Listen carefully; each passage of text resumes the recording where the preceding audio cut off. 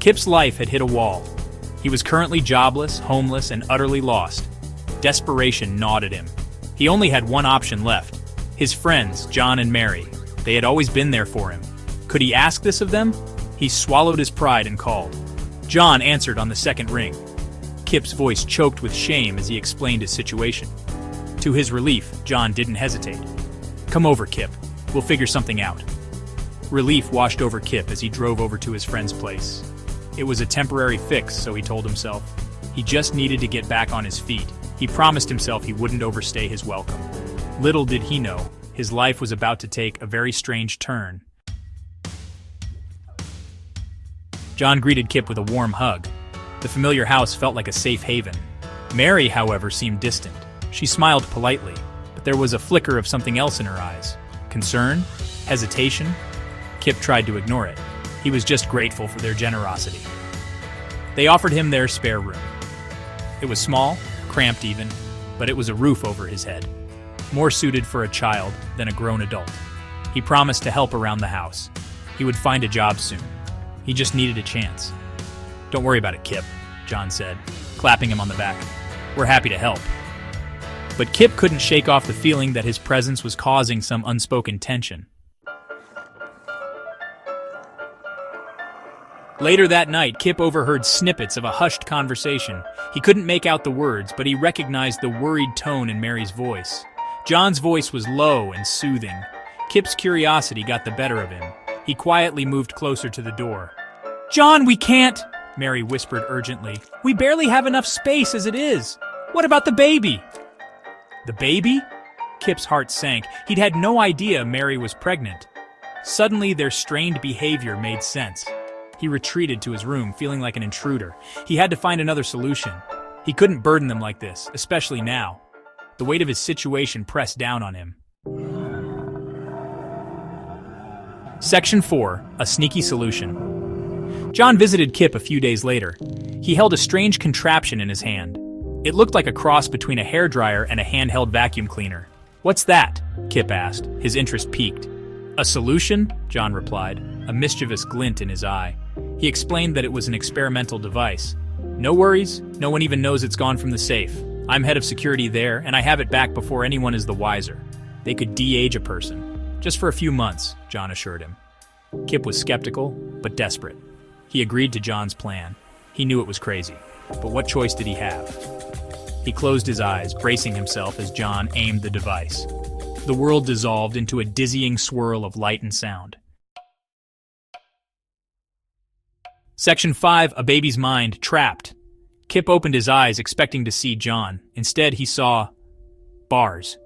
He was inside a baby's crib. His room had been transformed into a nursery. He tried to sit up, but he couldn't. His arms felt weak. He tried to speak, but all that came out was a gurgling sound. Panic flooded him. He looked down at his body. He could feel a diaper around his waist. It was tiny, chubby, utterly helpless. He was a baby with the mind of a grown man. He tried to scream, but it came out as a crying wail. John's face swam into view. He looked concerned, but not surprised. "Don't worry, Kip," he said, his voice alarmingly soothing. "It's only temporary until the baby comes." But Kip knew the truth. He was trapped. Section 6. Nurturing and Nursing. The following weeks were a blur of diaper changes, being held or carried, and the constant, overwhelming feeling of helplessness. Mary surprisingly took to his care with a gentle tenderness that surprised him. She held him close, sang him lullabies, and even nursed him. He learned that she had been struggling to produce enough milk for their upcoming baby. His presence, however strange, was actually helping her prepare. He was a living, breathing practice doll for her. He hated it at first, but a small part of him felt a strange sense of purpose. He was trapped in this infantile prison, but he was helping his friend. He tried not to think about the days when he used to date Mary. Thankfully, their relationship never got past friendly dating. It was a small comfort, a tiny flicker of light in the overwhelming darkness of his situation. One day, many weeks later, tragedy struck. Mary suffered a heartbreaking miscarriage, losing her unborn baby. The sorrow was palpable, and the house was filled with a heavy silence. Kip, still trapped in his infantile form, felt the weight of their sorrow deeply. He wished he could offer more than just his presence. He didn't make a fuss when Mary would take him out of his crib and hold him for her own comfort.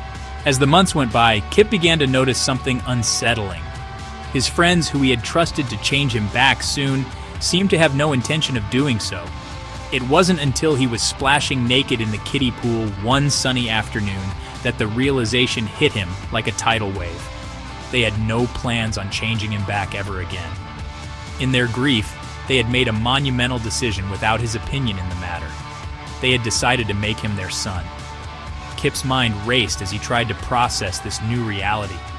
His two best friends in the world, now his parents, were determined to raise him as their own. The days that followed were filled with a mix of confusion, anger, and a reluctant acceptance on Kip's part. One day, Kip decided to accept his new world. He called Mary, Mama, and John Dada. Kip had to adjust to being treated like a son by the very friends he had known and loved for years. The bond they shared was now reshaped, but the love remained. It would only grow stronger now he was part of their family. It was a new chapter in their lives, one filled with unforeseen challenges and unexpected moments of joy. Kip realized his second chance at growing up would be one with a lot fewer mistakes and better choices in life. Kip's journey was far from over, but he knew one thing for certain. He would face this new reality head-on, with the same resilience and hope that had guided him thus far.